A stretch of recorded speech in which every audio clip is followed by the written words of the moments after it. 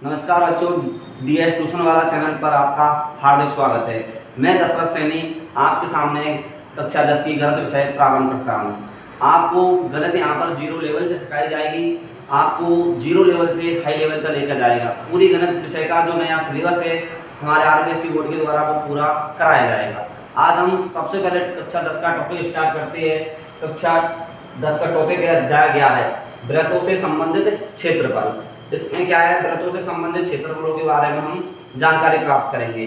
तो हमारा टॉपिक है वृत्त। वृत्त को अंग्रेजी में कहते हैं क्या, सर्किल। क्या कहते हैं, सर्किल। वृत्त क्या होता है, वृत्त की परिभाषा देखते हैं। किसी स्थिर बिंदु से हमने कोई भी स्थिर बिंदु ले लिया, ये क्या हमारा कोई वृत्त है, ये क्या हमारा कोई वृत्त है, ये इसका स्थिर बिंदु हो गया। ये क्या हो गया, इसका स्थिर बिंदु।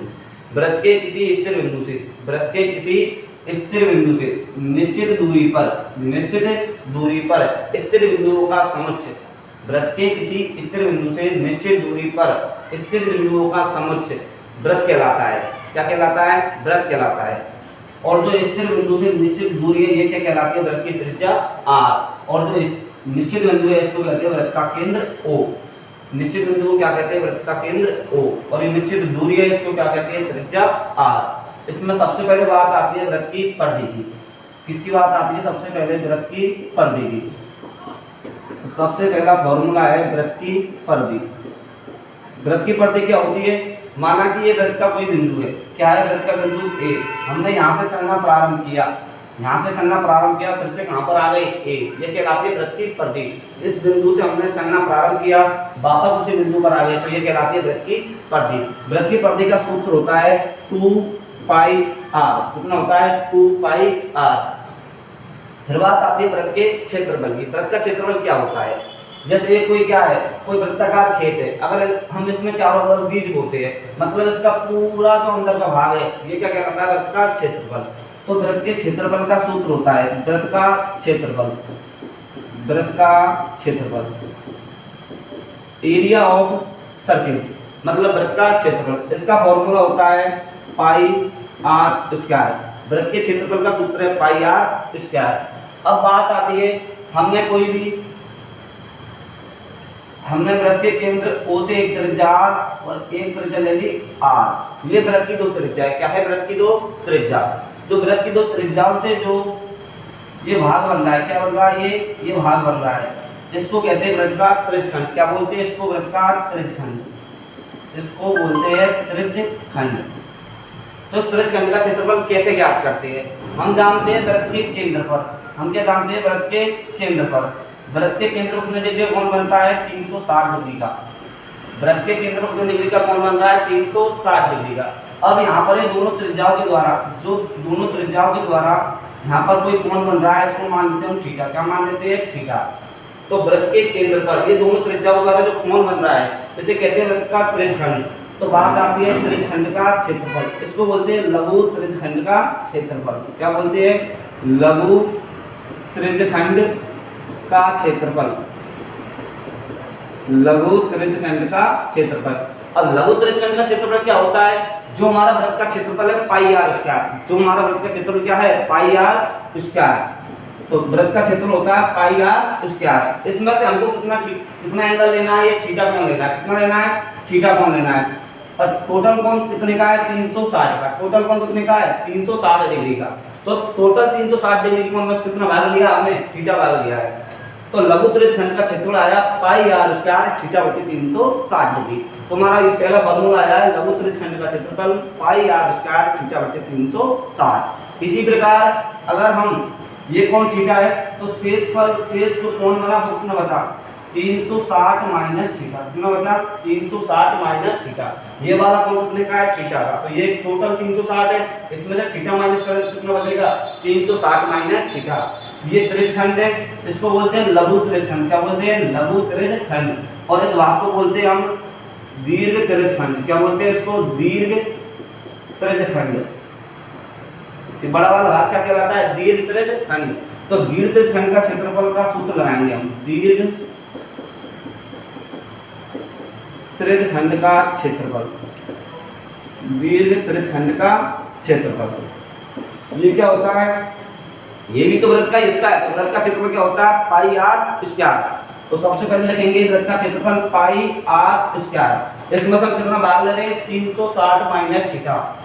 कितना भाग ले रहे हैं? 360 माइनस थीटा। कितने में से ले रहे हैं? 360 में से। तो ये आ गया हमारा दीर्घवृत्तखंड का क्षेत्रफल। तो दीर्घवृत्तखंड का क्षेत्रफल का सूत्र है पाई आर स्क्वायर 360 माइनस थीटा बटे 360 डिग्री। ऐसे ये क्षेत्रफलों के सूत्र आते हैं। फिर आगे हम देखते हैं, हमने आगे बात करते हैं इसमें, इसी कड़ी में आगे बढ़ते हुए फिर से एक बार फिर से समझेंगे। ये क्या कोई सर्किल है? क्या ये कोई वृत्त है? ये वृत्त का क्या है? केंद्र। क्या ये वृत्त का केंद्र? ये वृत्त का केंद्र। ये क्या है? वृत्त की दो त्रिज्या है। क्या वृत्त की दो त्रिज्या? हमने यहाँ से लेकर बिंदु ए से लेकर बिंदु बी तक क्या लिया? कोई चाप। ये ए बी क्या है? ये चाप है। ए बी क्या है? चाप। ये कहलाती है चाप की लंबाई। क्या कहलाती है? ये चाप की लंबाई। चाप की लंबाई। तो ए से लेके बी तक टोटल चाप की लंबाई कितनी है? टोटल वृत्त की परिधि होती है 2 पाई आर। इसमें हमें लेनी है ए से लेके बी तक। तो नेक्स्ट हमारा सूत्र बनता है चाप की लंबाई। क्या बोलते हैं? चाप की लंबाई। चाप की लंबाई को किससे लिखते हैं? एल से। हम जानते हैं वृत्त की पूरी परिधि होती है 2 पाई आर। वृत्त की पूरी परिधि कितनी होती है? 2 पाई आर। ये क्या है? वृत्त की परिधि 2 पाई आर। इसमें से हमें कितना भाग लेना है? ये थीटा वाला भाग लेना है। कितना लेना है? थीटा वाला भाग। तो वृत्त की परिधि होती है 2 पाई आर। इसमें से कितना भाग लेना है? थीटा। तो चाप की लंबाई का सूत्र आएगा 2 पाई आर। 360 में से कितना कौन ले रहे हैं? थीटा। तो थीटा बटे 360। ये आ गया हमारा चाप की लंबाई का सूत्र 2 पाई आर थीटा बटे 360 डिग्री।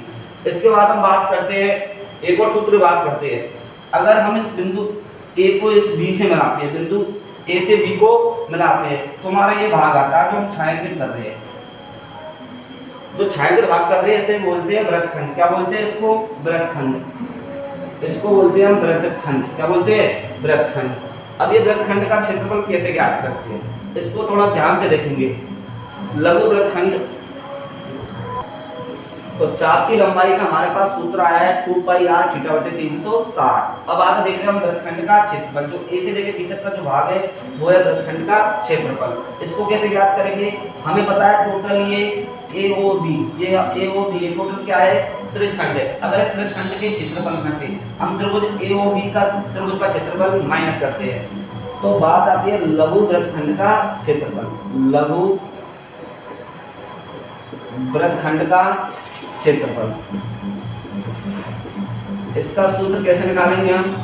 टोटल क्या है? टोटल क्या है? त्रिज्यखंड का क्षेत्रफल। क्या है? ये त्रिज्यखंड का क्षेत्रफल। और हम जानते हैं त्रिज्यखंड का क्षेत्रफल का सूत्र क्या है? पाई आर स्क्वायर थीटा बटे 360 माइनस, इसमें से क्या माइनस करेंगे? त्रिभुज AOB का क्षेत्रफल। तो इसमें से माइनस कर देंगे हम त्रिभुज का क्षेत्रफल। त्रिभुज का क्षेत्रफल। तो ये हो गया हमारा लघु वृत्तखंड का क्षेत्रफल। तो ये इंपॉर्टेंट फॉर्मूले से सबसे पहला वृत्त की परिधि का, वृत्त के क्षेत्रफल का, और लघु त्रिज्यखंड का क्षेत्रफल है, दीर्घ त्रिज्यखंड का क्षेत्रफल है, और चाप की लंबाई का सूत्र है, और ये लघु वृत्तखंड के क्षेत्रफल का सूत्र है। ये पढ़ी हमने वृत्तों से संबंधित क्षेत्रफल की जानकारी। नेक्स्ट वीडियो में हम इससे आगे की प्रश्नावली जो तुम्हारी है 11.1 उसकी प्रारंभ करेंगे। हम जो भी टॉपिक पढ़ा रहे हैं नए सिलेबस के अनुसार पढ़ा रहे हैं। पुराने पाठ्यक्रम में ये प्रश्नावली 12 थी और नए पाठ्यक्रम में प्रश्नावली 11 है। तो ये पढ़ेगा आज अपने वृत्तों से संबंधित क्षेत्रफल का परिचय। नेक्स्ट वीडियो को देखने के लिए अपने हमारे चैनल को सब्सक्राइब करें, लाइक करें, कमेंट करें और अधिक से अधिक वीडियो को शेयर करें। धन्यवाद।